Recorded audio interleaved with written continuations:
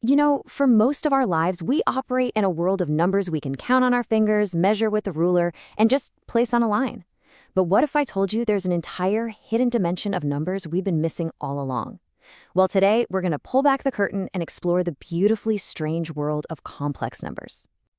So, where does this all start? Well, our journey begins with a problem, a really simple-looking puzzle that, for centuries, completely stumped mathematicians.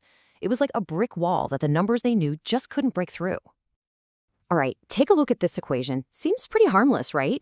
If you just move the 1 over, you get x squared equals -1. But hold on a second. Think about it. What number, when you multiply it by itself, gives you a -1? A positive times a positive? That's positive. A negative times a negative? That's also positive. See the problem? We've hit a wall. And that is the absolute key here. Using the entire system of real numbers, you know, that infinite line of numbers you learned about in school, there is no solution. It's not just hard, it is literally impossible. So what do you do when the rules don't work? Well, if you're a mathematician, you get creative. So instead of just giving up and calling it a day, they asked this totally radical question. What if we just invent a solution? This wasn't about finding some number hiding under a rock. No, this was about defining an entirely new one just to smash right through that wall. And this is it. This is the brilliant, elegant little key that unlocks everything. Mathematicians, most famously the great Leonhard Euler, just defined a new number. They called it the imaginary unit, or simply I. And its entire job, its whole reason for existing, is to be the number whose square is -1. It is the answer we were looking for because we said so.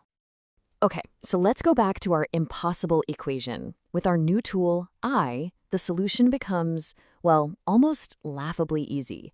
We just follow the steps. Rearrange to get x squared equals -1, take the square root of both sides, and then swap in our brand new definition. The solutions are positive I and negative I. Just like that, problem solved. Now, this new number I doesn't just hang out on its own. It can be combined with all the real numbers we already know and love. So when you take a real part, let's call it A, and you add an imaginary part, B times I, you get what's called a complex number. All of a sudden, we have this amazing way to blend the real and the imaginary together. But here's the thing. This isn't just some clever algebraic trick to solve one little equation. Nope. The invention of I completely changed our understanding of what a number can even be. It basically yanked numbers off of that flat, boring line and gave them a whole new dimension to plan. Just think about the numbers you've always used. They all fit perfectly onto a single line, right? You can go forwards, you can go backwards. It's one dimension. That's the whole deal. It's flat, it's predictable. Complex numbers, though, they can't be contained on a simple line. Because every single one has two parts, a real part and an imaginary part, they need two different axes to show where they are. They don't need a line, they need a plane. And here it is. Welcome to the complex plane, sometimes called the Argand diagram. That horizontal axis right there, that's just our familiar real number line. But now we've added a vertical axis for the imaginary part. So every single complex number, a plus bi, can be plotted as one unique point on this map, kind of like a coordinate. Okay, this is where it gets really, really cool. Because once you can see numbers on this plane, all these math operations that seemed kind of abstract before suddenly become visual. They become intuitive. They're basically just geometric actions. Let me show you what I mean. Let's take adding, for instance. Now, algebraically, you just add the real bits and then you add the imaginary bits. Fine, but look at it geometrically. It's so much more intuitive. Adding two complex numbers is literally the same as just following arrows. You take the first number's arrow and then you stick the second number's arrow on the end of it. It's a journey on a map. Or how about this one, the complex conjugate? It sounds fancy, but all you do is flip the sign to the imaginary part. And when you see it on the plane, it's just a mirror image. It's a perfect reflection across that real horizontal axis. The picture makes it instantly obvious. And what about the size or length of a complex number? Well, there's a word for that, the modulus. And on the plane, it's just how far that number's point is from the center, from the origin. Now take a look at that formula. Does that look familiar? It should. It's just the Pythagorean theorem.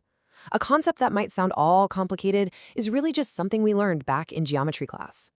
So, okay, we've solved a tricky little equation and we've come up with this beautiful new way to visualize numbers. But the true power of this invention, the real reason it is so fundamental to everything from engineering to physics, is actually much, much bigger than that. Let's go all the way back to the start. Remember that one little equation, x squared plus 1 equals 0? It really felt like we were just patching one tiny little hole in our number system. But it turns out that patch was actually a key to a whole new universe. And this is the absolutely incredible, mind-blowing result. By defining I just to solve that one equation, mathematicians accidentally unlocked the solutions to every single polynomial equation you could ever dream up. This is a huge deal. It's called the fundamental theorem of algebra. It's staggering. One tiny imaginative leap gave us a mathematically complete system. It's like we got the whole set for the price of one. And that just leaves us with this amazing question to think about, doesn't it? This entire world of complex numbers, a world that powers everything from our electrical grid to quantum mechanics, all of it sprang from this simple willingness to imagine a solution to a problem everyone thought was unsolvable. It just makes you wonder, what other impossibilities out there are just one creative idea away from being solved?